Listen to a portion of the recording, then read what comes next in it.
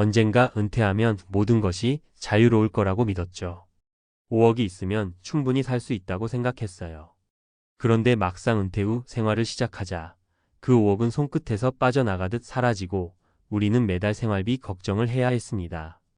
60대 중반의 이 부부가 말하는 은퇴 후의 삶은 우리가 흔히 상상하는 것과는 많이 달랐습니다. 그들의 이야기를 통해 많은 사람들이 간과할 수 있는 중요한 교훈을 배우게 될 것입니다. 우리는 은퇴를 꿈꾸며 그 날을 준비합니다.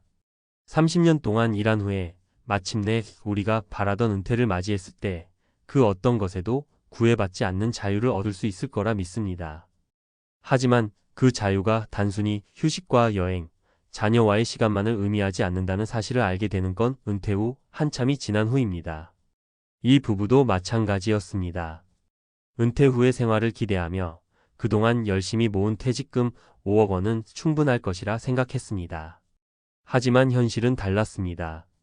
5억은 예상보다 훨씬 빨리 사라졌고 결국 생활비가 부족한 상황에 직면하게 된 것입니다. 그럼 왜 5억이라는 큰 금액을 쥐고도 생활비가 부족해졌을까요? 1. 예상보다 빠르게 고갈되는 생활비. 첫 번째 이유는 바로 예상치 못한 지출입니다. 은퇴 후에는 일상적인 소비 외에도 갑자기 발생하는 지출이 많습니다.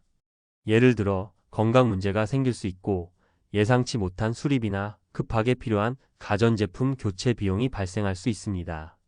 이 부부 역시 은퇴 후 건강이 조금씩 악화되면서 병원비가 예상보다 많이 들었고 또 주택 수리나 자동차 관리 비용 역시 많이 들어갔습니다. 이는 은퇴 후 고정적인 수입이 없다면 더욱 부담이 되는 문제입니다.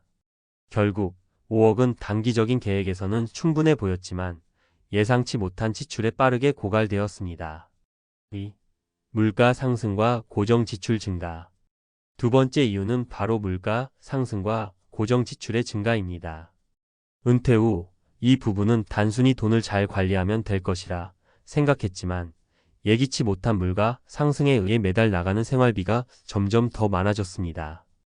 특히 의료비와 같은 고정 지출은 시간이 갈수록 더 많이 들게 되는데 이 부부는 매달 보험료와 병원비 그리고 기본적인 생활비로 많은 돈을 지출하고 있었습니다. 퇴직 후에는 이전처럼 고정적인 월급이 없기 때문에 매달의 수입과 지출을 철저히 계획해야 하는데 이러한 점들을 간과한 결과 고정 지출은 점점 더 많은 부담을 주게 되었습니다. 3. 은퇴 후 경제활동의 부족. 세 번째 이유는 은퇴 후 경제활동의 부족입니다. 이 부부는 은퇴 후 자신의 경제활동을 완전히 멈추었고 그동안의 경험을 바탕으로 새로운 직업이나 소득원을 찾지 않았습니다. 하지만 은퇴 후에는 일상적인 수입이 끊기기 때문에 대체 소득원을 마련해 두지 않으면 생활비를 충당하는 데 어려움이 따릅니다.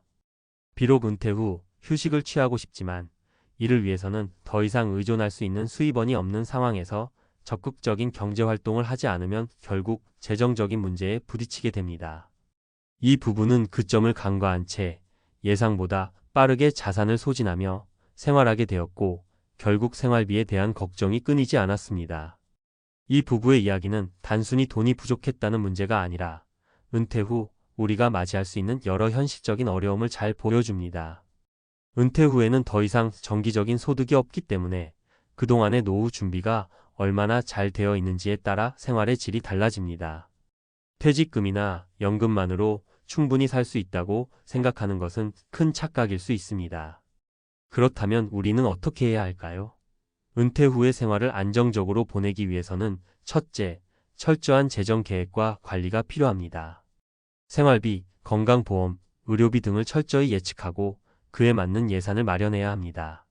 둘째, 은퇴 후에도 경제활동을 이어갈 방법을 생각해야 합니다. 취미를 직업으로 바꾸거나 자산을 활용해 안정적인 수입원을 만들 수 있는 방법을 모색하는 것이 중요합니다. 마지막으로 생활의 질을 유지하기 위한 심리적 준비도 필수입니다. 은퇴 후의 삶은 경제적 문제뿐만 아니라 정체감이나 사회적 활동의 부족으로 인해 심리적으로 어려운 시기를 겪을 수 있습니다. 이런 점을 미리 준비하고 대처할 수 있다면 은퇴 후 더 행복하고 안정적인 삶을 살아갈 수 있습니다. 이 부부의 사례에서 얻을 수 있는 교훈은 명확합니다. 은퇴는 단지 일을 그만두는 것이 아니라 그 후의 삶을 더 잘 준비하는 과정입니다. 5억이라는 큰 금액이 있더라도 그 돈이 어떻게 관리되느냐에 따라 삶의 질이 달라질 수 있다는 사실을 잊지 말아야 합니다. 앞서 이야기한 것처럼 은퇴 후 생활에서 가장 큰 도전은 바로 재정적 안정성을 유지하는 것입니다. 이제부터는 전문가의 시각에서 은퇴 후 자산 관리에 대한 구체적이고 실용적인 정보를 제공하겠습니다. 여러분이 실제로 활용할 수 있도록 몇 가지 중요한 팁과 사례를 바탕으로 설명드리겠습니다. 1. 적절한 예산 수립과 지출 통제. 가장 먼저 중요한 것은 은퇴 후 예산을 철저히 수립하는 것입니다. 퇴직 후에는 매달 일정한 수입이 없기 때문에 예산을 잘 관리하지 않으면 예상보다 빨리 자산이 고갈될 수 있습니다. 이 부부의 사례에서도 처음엔 5억이 충분할 것이라고 생각했지만 실제로는 예상치 못한 지출이 많았기 때문에 생활비를 충당하는 데 어려움을 겪었습니다. 구체적인 사례.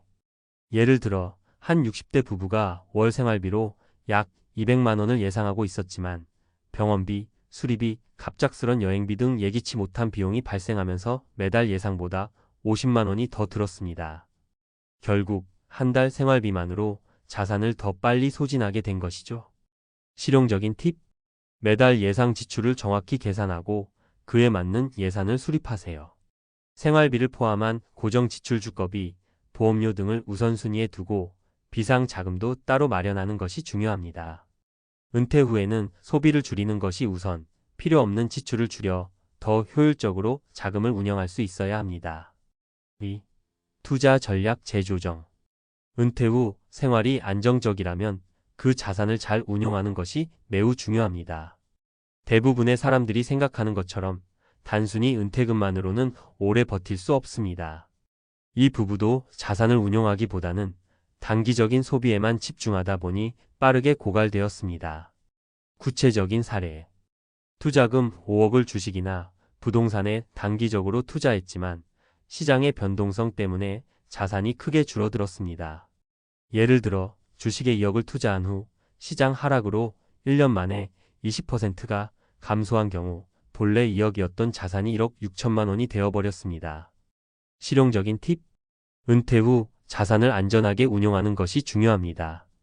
이때 주식보다는 안정적인 수익을 올릴 수 있는 부동산 임대 수입이나 배당 주식 혹은 연금 상품을 고려하는 것이 좋습니다.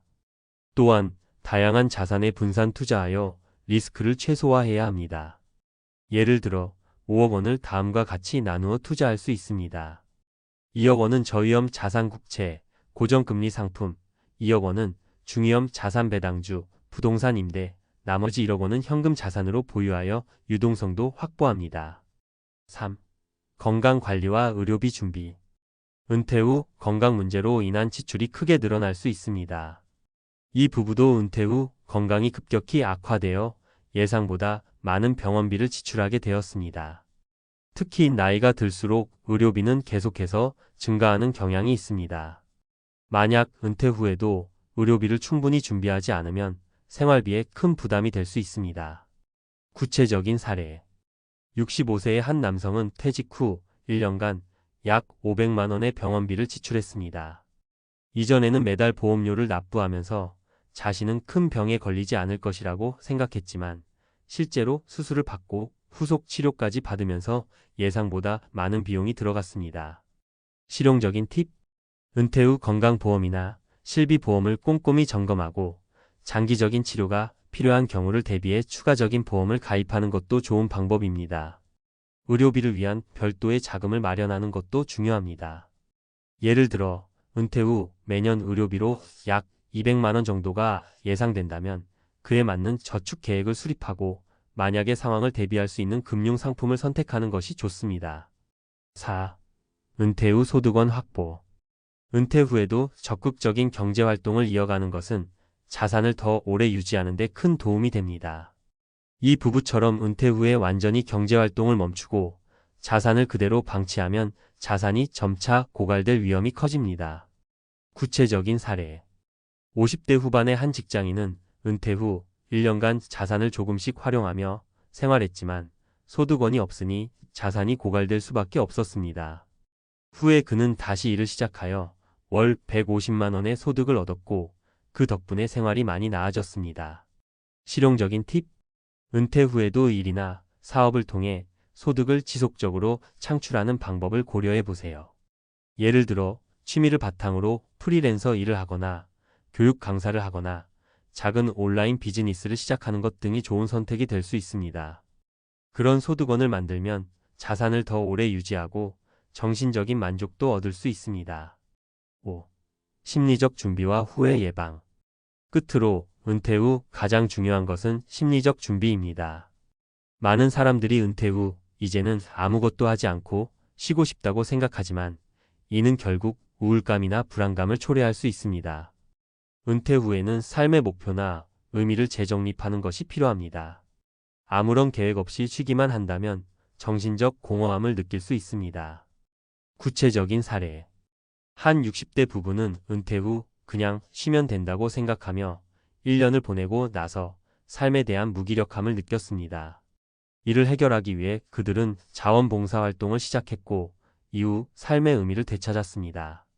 실용적인 팁: 은퇴 후에는 자신만의 새로운 목표를 설정하는 것이 중요합니다. 취미 활동을 통해 자기 개발을 할 수도 있고 사회적 활동을 통해 다른 사람들과 교류할 수도 있습니다. 자원봉사, 취미 활동, 여행 등이 정신적, 정서적으로 큰 도움이 될 수 있습니다. 은퇴 후의 삶은 많은 사람들에게 새로운 시작이자 도전입니다. 제대로 준비하지 않으면 예상치 못한 어려움에 직면할 수 있습니다. 따라서 철저한 계획과 자산 운용, 그리고 심리적 준비가 필수적입니다. 여러분도 이 부부의 사례를 통해 더 나은 은퇴 후 생활을 준비할 수 있기를 바랍니다.